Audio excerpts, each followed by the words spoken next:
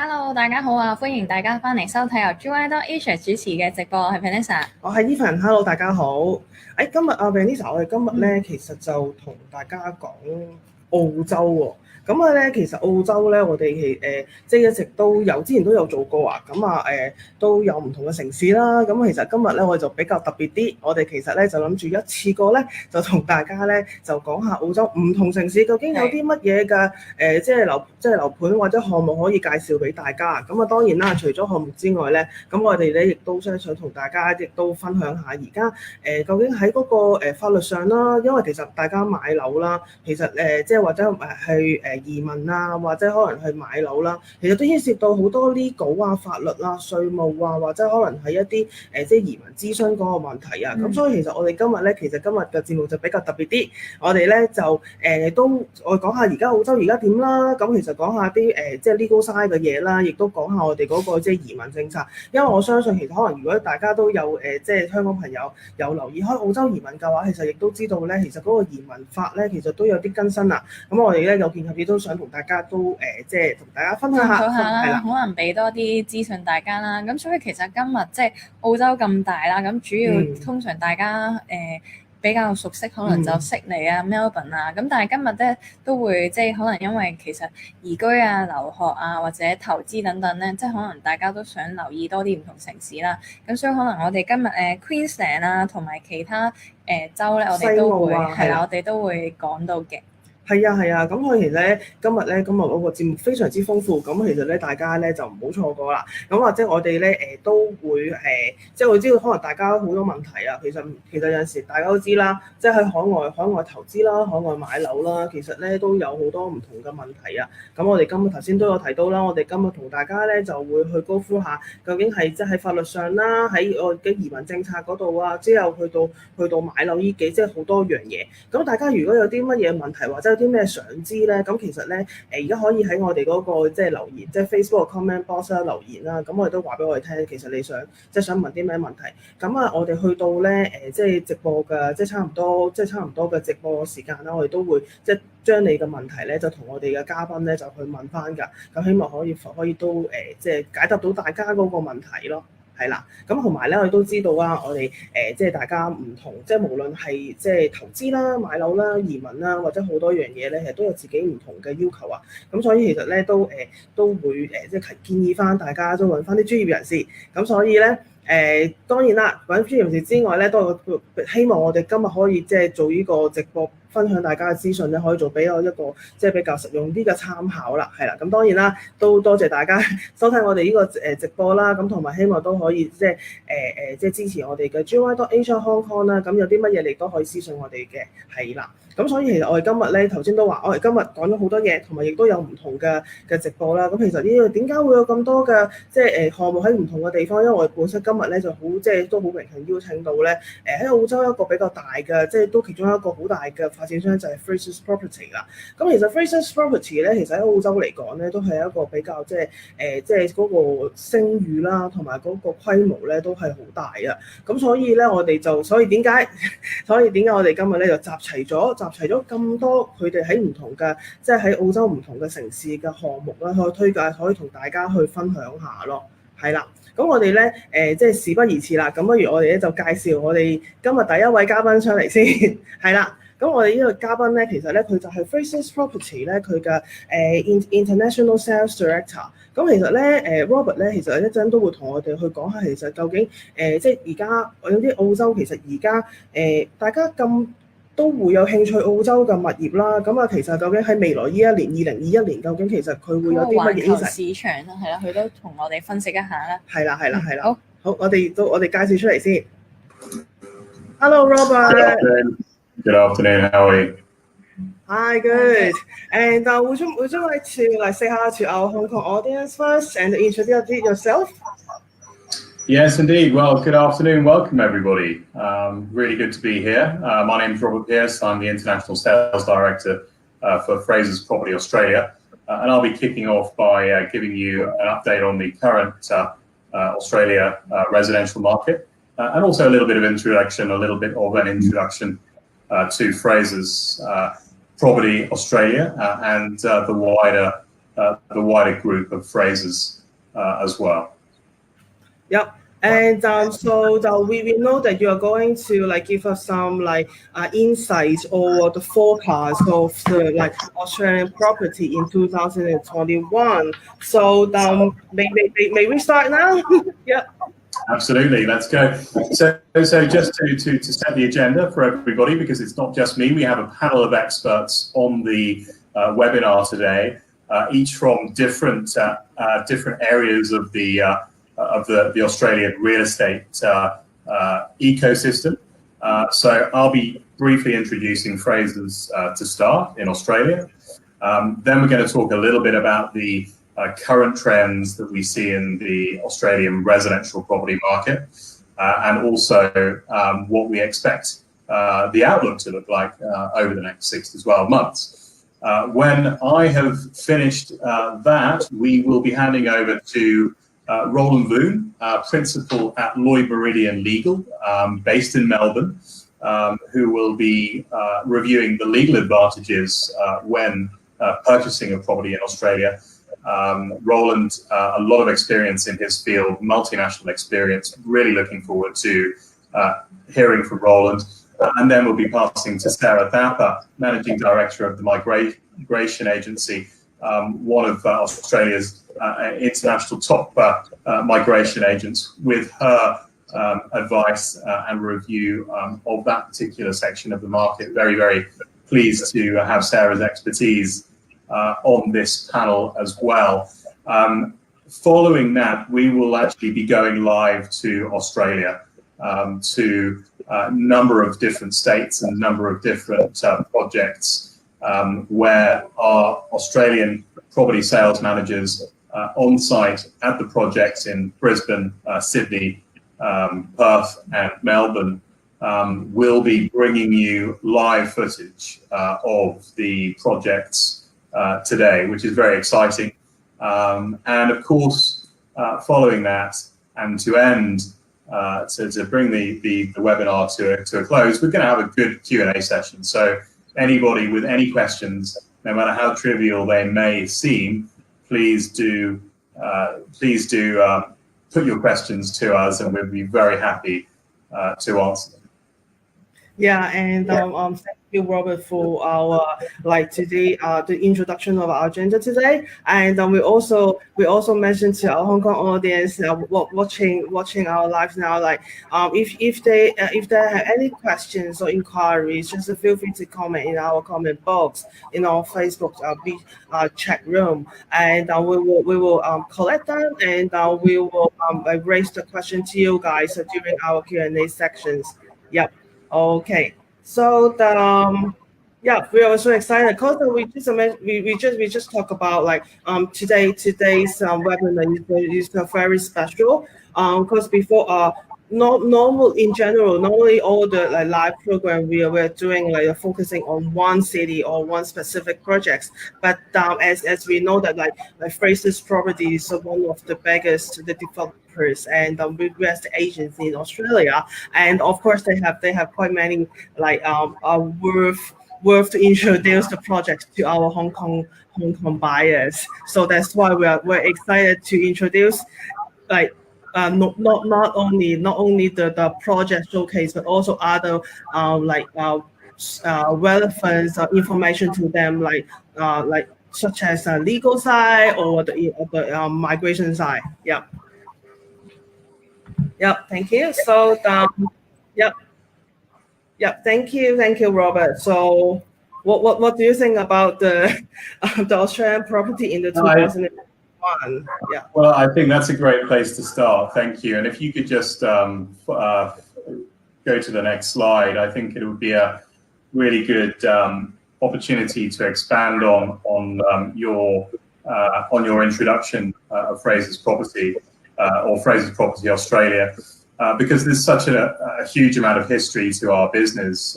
We have been developing property in Australia for over 90 years, and there's not a lot of developers around the world who could say that they've been developing property for that amount of time. So we have a huge history of experience and track record over over Australia, over multiple markets in Australia. And Frasers Property Australia is part of the global Frasers Property Group.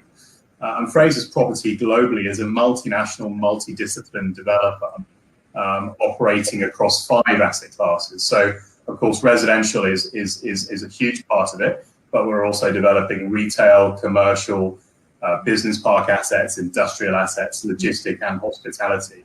So we are truly a multidisciplined operator and actually are active in over 80 countries. And Australia is a huge and very, very important part of our business. We actually have 23 active projects in Australia right now, and you can see these on the visual, on the infographic on screen now. So we are operating in Queensland, Southeast Queensland, Brisbane, to be precise, down in New South Wales, Sydney and suburbs, Victoria, Melbourne focused, and in WA, Western Australia, focused around Perth. And as you see from the infographic, the majority of our business is residential developments.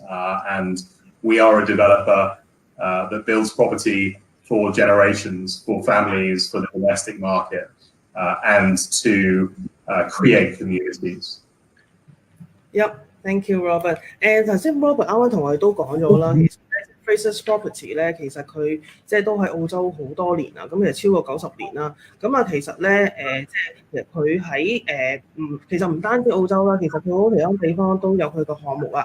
咁但係如果我哋講喺澳洲嘅話咧，其實佢都即係而家都有即係都有超過23個嘅項目而家係進行緊啦。咁其實咧佢亦都咧提供咗超過16萬嘅即係房屋都俾即係俾買家㗎。咁其實而家見到咧，其實就係佢哋而家即係喺澳洲，其實喺見到都有唔同嘅省份啦，唔同嘅省份都有佢哋嗰個嘅項目啊。咁啊當然啦，其實唔單止係 residential 當然係佢哋好重要嘅一環啦。咁啊，但係其實唔單止 residential 嘅，即係其實佢哋嗰個喺零售啦，或者可能係個項目，其實佢都有包括咯。咁所以我哋即係呢個都即係可以話俾大家聽，其實佢即係其實都係一直亦都係一個都好受到大家即係好信心嘅一個 developer， 同埋一個非常之有 reputation 咯。咁我哋其實可以加翻時間繼續交俾 Robert， 可以繼續同我哋去介紹咯。Over to you, Robert. Thank you. Thanks, guys. So let's take a look at the current status of the Australian market, which is very very interesting to observe in this particular global climate. I think the first thing that we should look at is really putting the Australian residential market into context and how residential real estate underpins Australia's wealth as a whole. So as you will see from the slide, in terms of asset value, residential real estate accounts for 7 trillion Australian dollars. And that is in comparison to Australian superannuation, for example, which contributes $2.9 trillion. Australian listed stocks, so anything that you see on the markets, that's coming in at $2 trillion, and commercial real estate with $1 trillion. So this really shows you what a huge section of the market residential real estate represents, and that number relates to around about 10.5 million residential dwellings, residential units. Around 1.85% of that 7 trillion is debt. So that's around about 26% of total residential housing value is debt, which in comparison to other international markets is very low, any lower than 30%, and really that is a good sign. And at the moment, and certainly over the last 12 months, it's accounted of that sales, or the sales number per annum, accounts to around about 400,000 total sales per year, total transactions per year across the country, and that transaction volume in numbers translates to just short of 300 billion in terms of sales value per annum. So really to put the picture to you, to really explain how important residential real estate is versus other sources of Australian wealth, it's very plain to see from this slide. Next slide, please. Yep. We really want to show you today how well the Australian residential market has rebounded after suffering a number of headwinds, as all international markets have done over the past 12 to 18 months.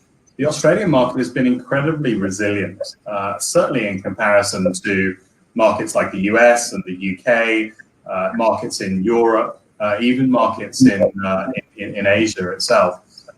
We look back now over the last 12 to 24 months, and the Aussie market residential market has been incredibly resilient. And actually right now what we're experiencing is the continuation of a recovery trend in housing values. And that's pretty much across the board, with the combined capitals in Australia, the state capitals, recording a value increase of just under 1% over the last quarter. And this is a trend that we see as ongoing. Certainly, this data was measured up until December of last year, but actually, anecdotally, our own experience in the market right now in Queensland, New South Wales, WA, and Victoria is that we are seeing activity levels higher than they've been in years for residential property. So we expect this trend to continue, certainly over the next 2 to 3 quarters. Next slide, please. Yep.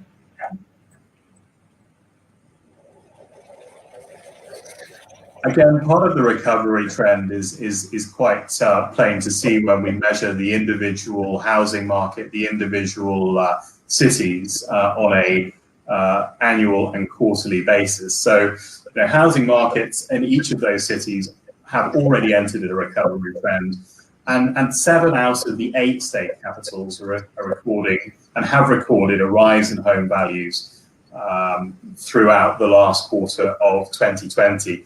Again, you can see on the ground now the activity that we are measuring, that we are seeing in each one of the developments that we are managing and that we're building into market, a huge increase in the amount of both domestic and also international inquiries. And that has been for a number of reasons. That have the Australian government has introduced some very sensible stimulus, some very sensible stimuli and good individual stimulus measures, which has encouraged the Australian domestic market to buy and sell property. And that has really underpinned and supported the growth in the property market that we've seen coming through really since the mid part of last year. And we're expecting that, as I say, to continue certainly over the next couple of quarters. So it's really a very stable picture in comparison to international markets at the moment.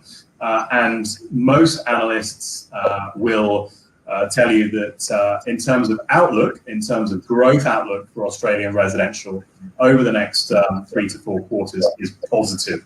And in some cases, anywhere from 5 to 10% over that time period, which I think if you compare to other international markets is actually very, very attractive. Yeah.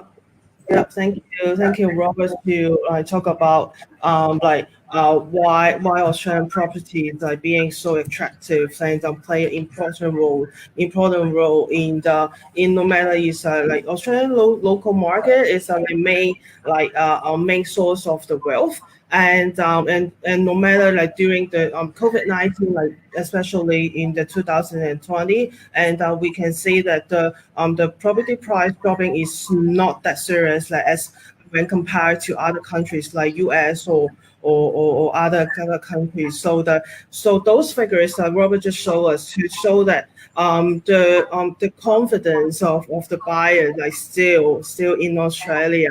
So that's why we can now see that the property price under the trend is going up and going to positive. And of course, we can see there's a continuous increasing the demand and the pricing and the price in the 2021. Yep. Thank you, Robert, for sharing us today. And also, so what's next? Thank you, Robert. Yep. 係啦，咁我同大家都可以講翻啦。其實就係啱啱咧Robert 同我哋講咗，就係點解澳洲其實佢嗰個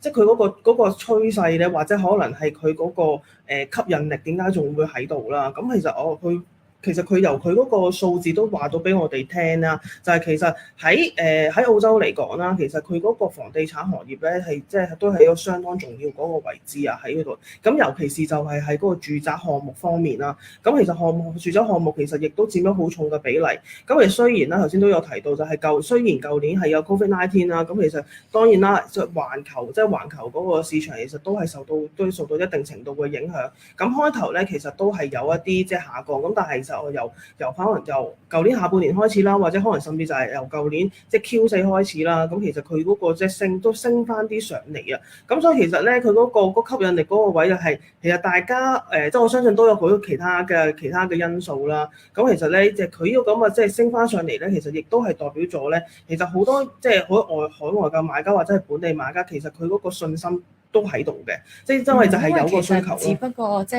只不過係疫情啦，咁但係住屋其實都係一個必須要嘅一個即係一樣嘢啦，係啦。咁所以同埋因為即係可能疫情關係啦，有機會即係可能嗰啲失業率啊，或者即係可能一啲本身係 local 嘅一啲住戶，佢哋都想可能搬去一個比較即係低成本就可以生活到嘅城市啦。咁可能佢哋自己本身當地人都會即係可能去其他省啊，去買一啲房產，即係唔單止係海外我哋即係海外人士嘅投資。即係無論本地無論本地或者香港都係有需求啦。咁啊，同埋其實頭先 Robert 都提到就係其實政府咧，其實佢都有好多嗰啲措施咧，其實去即係都係刺激翻個樓市，同埋或者係幫到即係幫下啲買家。咁其實咧，我亦都其實過去嗰一大半年嚟咧，其實都聽到好多例話，可能喺澳洲政府可能即係最一個簡單嘅例子，可能就維多利亞省啦。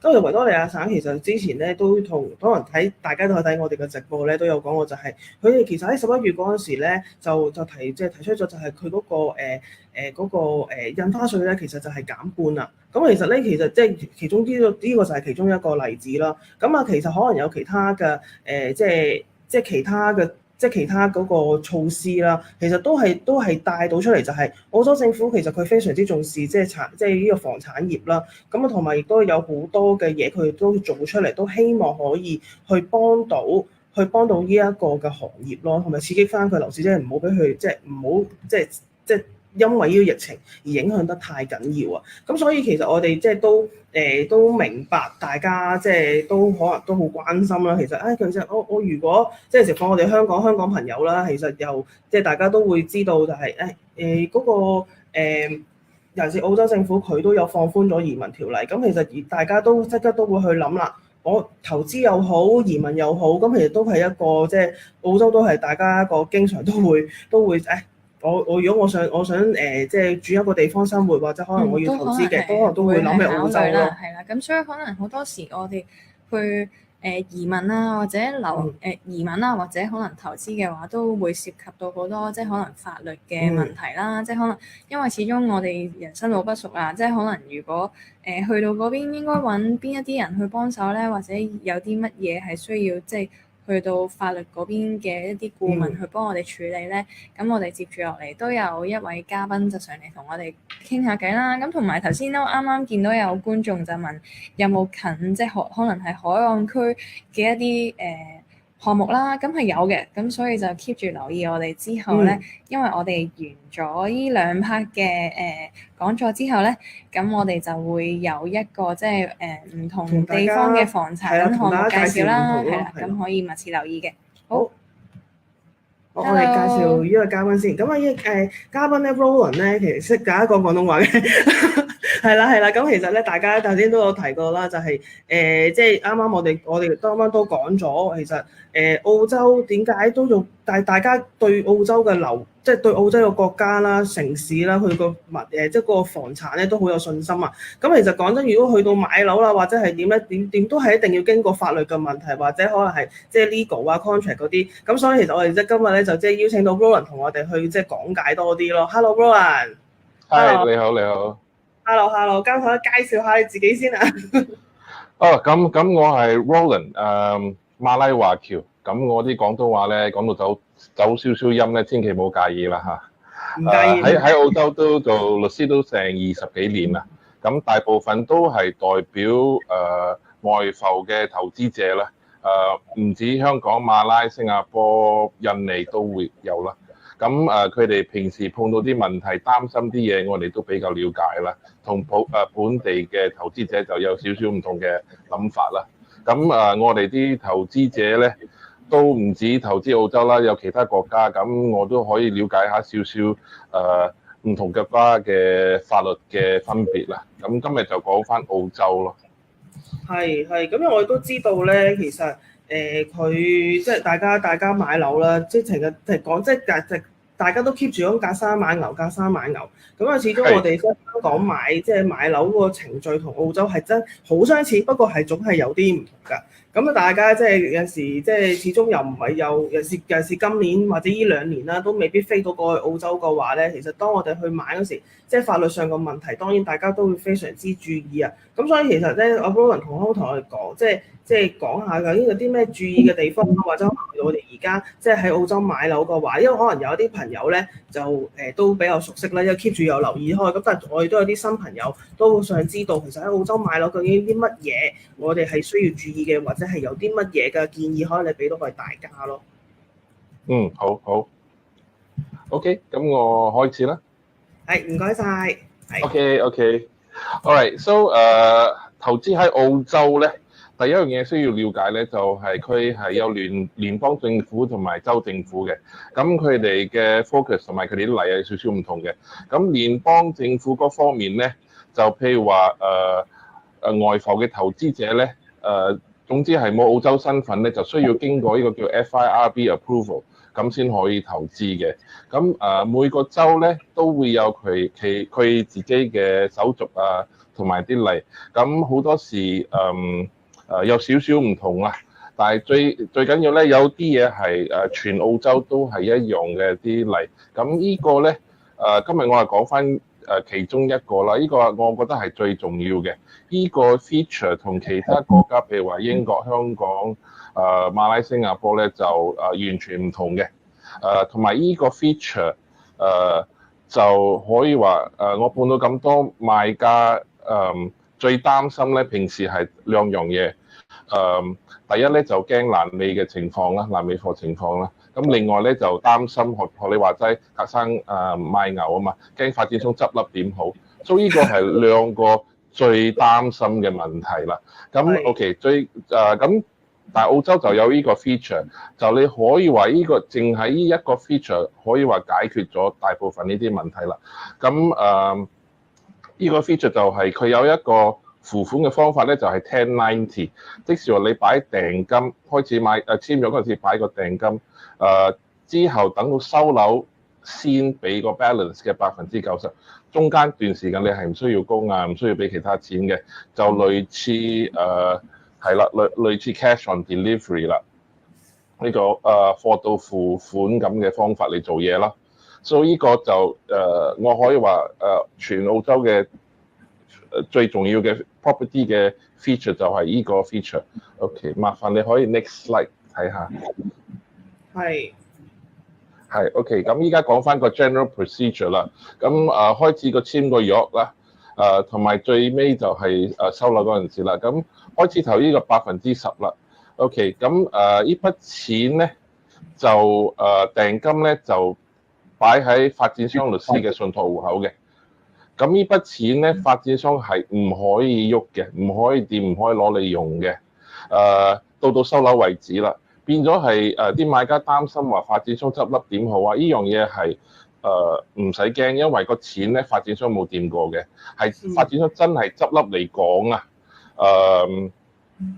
你嗰個一般嚟講係發展商執笠咧，就會出現個會計師，我哋叫 liquidator，咁佢嘅工作就盡量儲翻多啲錢俾啲銀行，但係個訂金咧唔係屬於發展商噶嘛。咁呢個訂金包括埋訂金當時賺到啲利息咧，都其實係要退翻俾個買家嘅。係，呢個大概都有啲相似啦。因為香港我哋買樓咧，其實都係都會經即係律師做中間人啦。咁其實我哋所有嗰啲 deposit 啦、大訂啦，即係香港要大訂啦，其實所有嘅錢咧都係會喺即係去咗個律師行度先嘅，即係嗰個即係好似你話而家嗰個信託或者個 trust 嗰個 account。咁佢真係去到最後真係settlement 啦，真係去做去收樓啦。咁其實咧先會呢嚿錢咧先會由個 trust account 咧就轉去俾即係當然啦係買即係俾錢個即係買家 approve 咗啦，律師都睇過晒冇問題啦。咁之後先再係會將錢俾翻即係俾交付俾嘅發展商嗰度咯，係啦。係啦，所以但係中間嗰段時間咧就唔需要俾任何 progress payment， 呢個就另外一個 feature， 因為好多時係有 progress payment 咧，啲發展商起到某啲地步咧，佢就可以 access 嗰筆錢啊嘛。咁喺澳洲呢個1090咧，佢起到一半都好，佢唔可以掂任何其他錢嘅，所以呢個就比較特別啲。變咗呢個情況變咗個發展商咧係唔會專登拖時間，因為佢完全冇利益嘅，反正佢起得越快越好啦。但係佢起得幾快都好啦。始終收樓之前咧，發展商一定要俾到兩樣嘢啦。第一咧就係嗰張地契一定要係出咗，要 register 咗。另外咧個入伙紙都係要出咗。咁我哋得到呢兩樣嘢，我哋先會交易嘅。所以呢個係其中一個少啲手尾跟咯，咁做法。咁另外咧，大部分啲州咧喺澳洲咧都係永久業權嘅契嘅，所以我哋會見到嗰張契同埋個入伙紙，我哋先會去交易咯。咁中間就冇交換錢，就比較secure 啲，係啦。係，咁呢個其實咧都見到就係即係比較保護買家多少少啊。即係其實你話即係10至即係點講啊10%，即係10-90呢一個啦。咁啊10當然就係嗰個 deposit 啦。咁啊其實就佢嗰個90就係到最後真係收樓嗰陣時先嗰個即係最後最大個 down payment 咯。係啦。